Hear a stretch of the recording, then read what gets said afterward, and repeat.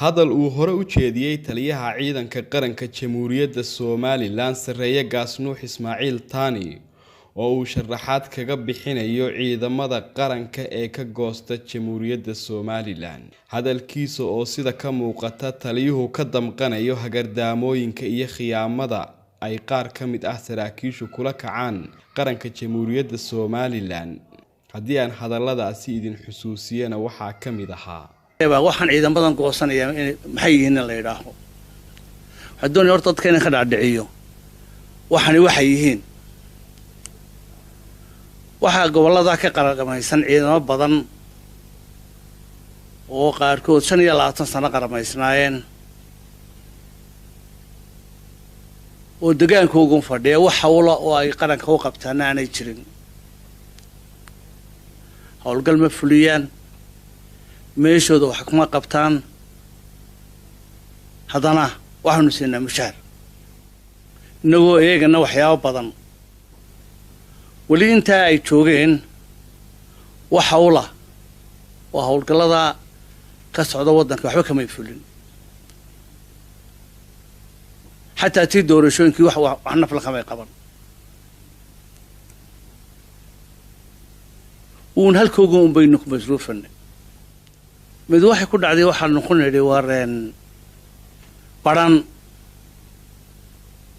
والدجان كوجي هيد إن يتعامل بقوة مرة وحنا شايفين يجي يكون بودلاند إنه يشتري كده هي أو أنا يسويرين ay ahayd marka qoladii kale Puntland bay kaga baxday sida awadeed annaguna aanan weerari karayn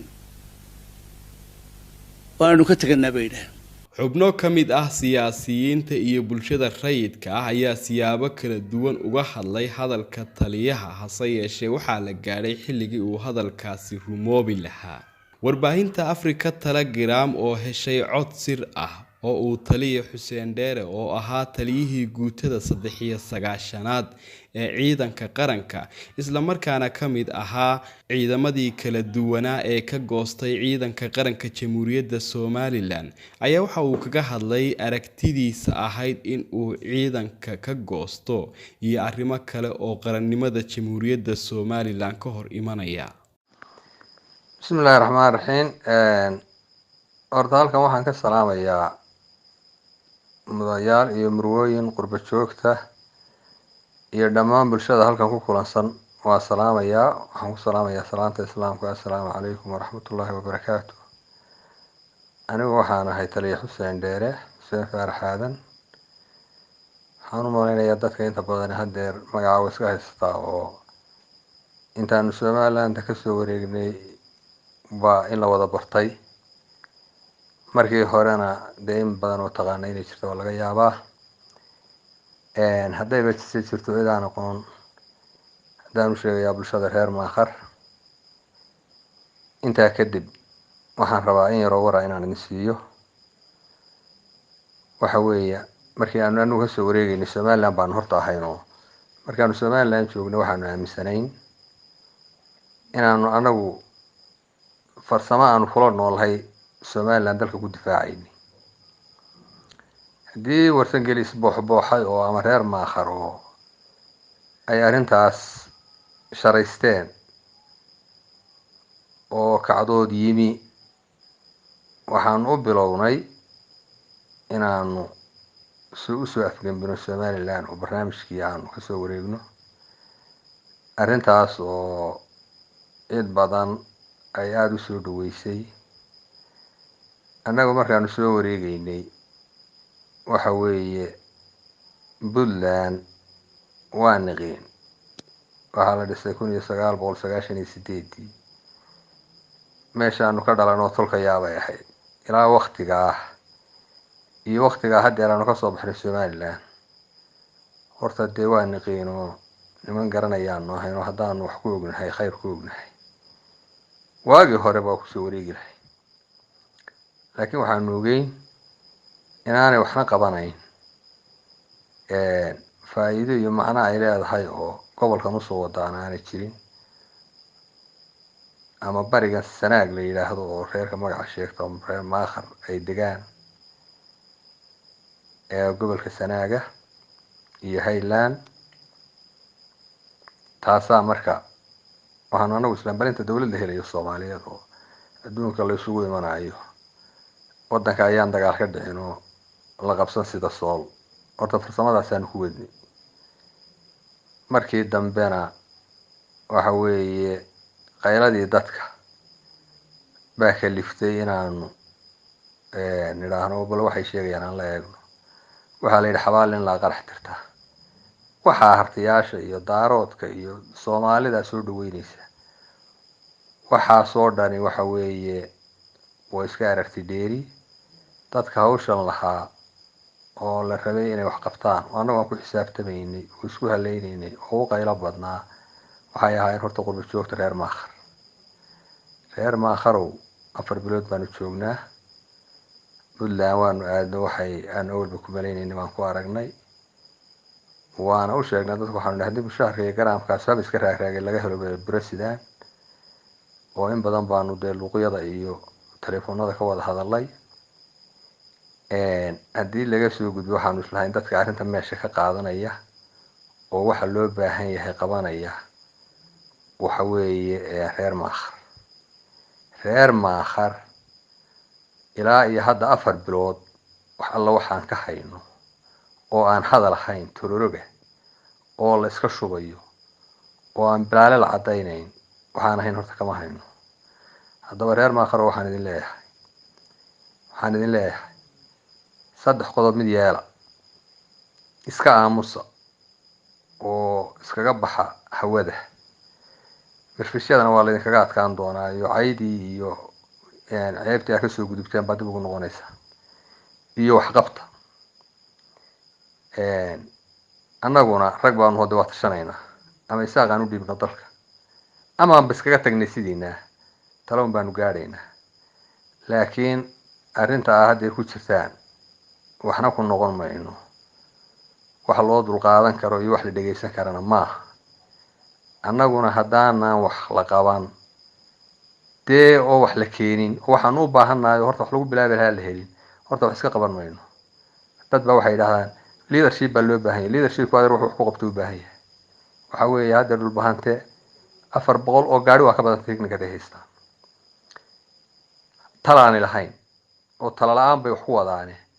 waxa weeye nin wali aan reer ha u soo iibsheen ama guud ha ku soo iibsheen ama idinka ururiyeen inta waxbay soo shubayaan inta gawaadha la iibinaya kii yiraahdo meel baan istaagayaa waxa weeye waa lagu soo hurgufayaa. intee gaari u baahan tahay intee hub u baahan tahay. anagu inta waxaan leenahay warnaga waxba hanoo dhiibin haddaa shaki qabtaan oo bilaa idin kala gungutan tahay waxaa samaysaan idinku inta cid dirsataan idin kamid ah hub baa loo baahan yahay la kaalaya idinku gacantiina ku soo iibsho inta cid taqaana ka haysataan keena. waxaan leeyahay marka reer Maakharow arrintana ku jirtaan horta ma aha mid la qaadan karo. telefoon bayga kala jaray waa ku soo noqday. marka saaxiibayaal waxaan leeyahay war ama aan wax qaban ilaa hadal nin baa wuxuu yiri nin la oran jiray Maxamuud Xusaan Foldho oo warsigilaha korneyl ahaa oo dhintay dhawaan Allah u naxariistee baa berigii dagaalkii wuxuu aad uga yaabay warsigiliga inta shiraya waxba ka soo baxay. wuxuu yiri dabeedna waa gabiyeeyo wuxuu yiri warsigili wariyo shaah ha wareejo labadaas oo sida weela jiilaal iska daba wareegeen. markuu halka marinay baan afka qabanay oo nooriya oo gabaygaas uu ku fiday inay ka jooji. horta tiibaa muuqata war baa la doonayaa waa la wareejinaya warkaas la wadaya marka warku dhamaadana waa la kala tagayaa. waxa weeye waxaan galay qolal badan oo baan dhageysan jiray warsigiligu suumaad kama hadli jirin waa dhageysan jiray. marka Soomaaliland ahaa sonkorta iyo rag igu soo daray kamid ah waa dhageysan jiray. qaaraanka marka bixinaysan $5 iyo waa bixisaa. anigu hadda askari baan ahay. danaha aad leedihiin oo dhan baan leeyahay. 6 baabuur baan haystaa 6 ciidanka dhex yaaliin. ama Soomaaliland ka keeno ama iibsado ama Puntland ka keenay 6daas baabuur ka u yar waa $20,000. haddaan damcaa inaan iskaga tago dee 6 sano dadka ganacsanayo dalka jooga ka mid noqonaya. laakiin 6 iyo shaqada dadkaygiiba waxa laga yaabaa carruurtayda maalin walba iskuulka in laga soo eriyo. waxaa la idinka kari lahayaa $1,000 bixiya 1 milyan oo qof baa jooga oo warsigeliya dibadda jooga war $1,000 bixiya maya $500 bixiya maya $200 boqolkiiba la idinka leeyahay. haddaba waxaasu dadnimana maaha, qarannimana maaha, wax la dhegaysan karana maaha, idinkana sugi mayno, dibna idinka dhegaysan mayno. ama waxaad noqotaa nin dad wax huraya oo annagu naftayadii baan huray iyo maal waxaanu lahaynba waxaanu rabnaa inaanu dalka u huro oo sharafteena iyo danaheena ku ilaalino.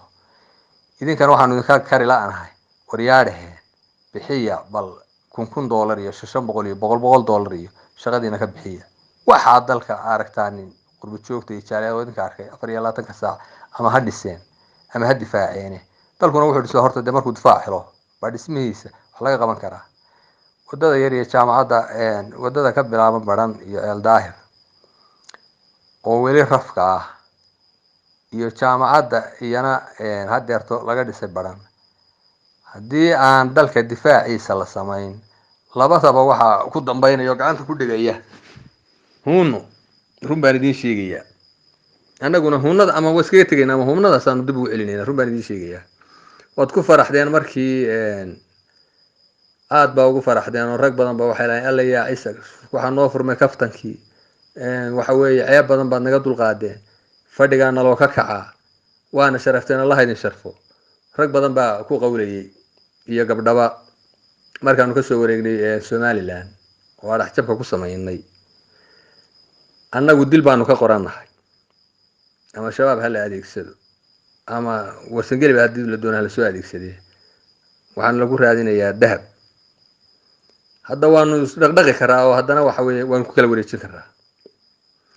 marka sharaftii iyo wanaagii aa hesheen waxaan u malaynayaa haddaad de waxba qaban weydaan waxaa ka dambeynaya tii aa ka baqayseen oo aa kasoo gudubteen mid ka xun bay ku dambeynaysaa.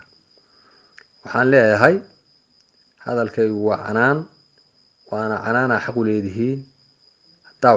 haddaydaan wax qaban dee annaguna farahaanu kala baxaynaa, waana tashanaynaa hadba sidaan doonno baan yeelaynaa.